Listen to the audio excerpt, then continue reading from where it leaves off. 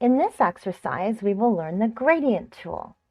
The gradient tool is used basically for blending different colors in the image, and we can create multiple effects of colors by using the gradient tool.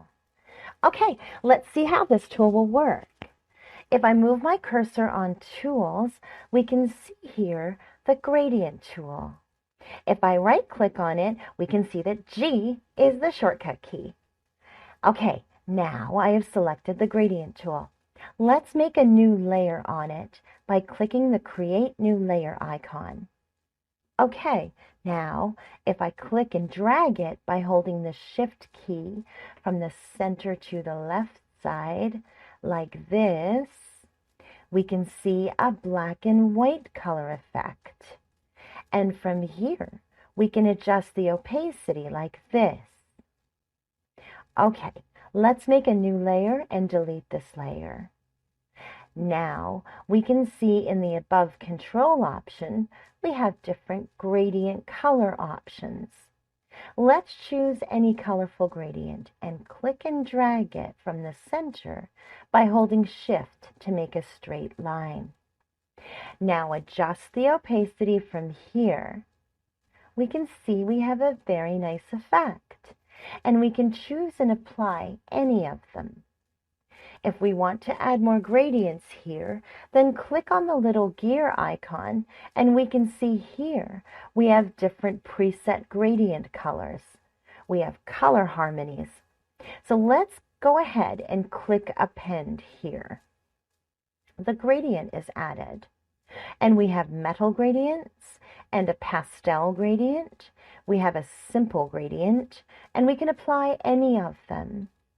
Here, we can also have a large view and a small thumbnail view, like this. And we have a small and large list, something like this. Now, let's see above. There are more control options. We have here the radial gradient. Let's choose it and make a new layer and hide this layer. And from the center, click and drag it like this. We can see the radial gradient, and we can adjust the opacity from here. Okay, now let's hide this layer and make a new layer. Next, we have the angle gradient. Let's click and drag it from the center, like this. We can see the angle effect, and we can adjust the opacity from here. So let's hide this layer and make another new layer. Next, we have reflected gradient. Let's click and drag. We can see the line effects, and we can adjust the opacity from here. Okay, let's hide this layer and make a new layer. Next, we have diamond gradient. Let's click and drag, and we can see the diamond effect. We also can adjust opacity from here. Okay, next we have mode option, and let's keep that normal so you can apply any effect. Okay, next we have opacity options. My suggestion is to keep it at 100% because we can adjust the opacity from layers separately, and this is the best way. Okay, next we have the reverse option.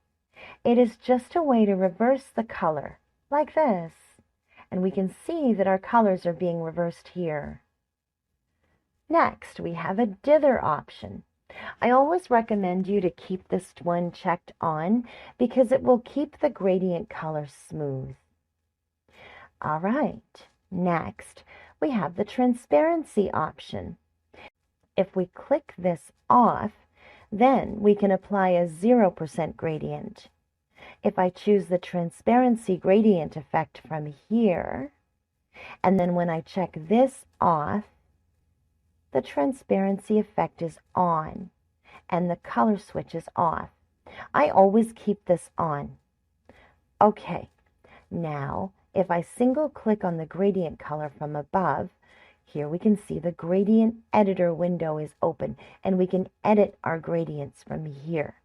We can choose any gradient from here, and we can adjust it by dragging it from left to right or from right to left. And if we single click here, we can add color. We can pick a color from swatches, like this. And we can add as many colors as we want, like this. Then, if we want to adjust the opacity, then we can click on the above left or the right side little box, and we can adjust the opacity, something like that. Now, if we add this gradient to our gradient color by clicking on the New tab, we can also delete any gradient from here. So, okay, we have learned that gradient is the best option to create graphic effects. Now, in the next exercise, we will learn the paint bucket tool.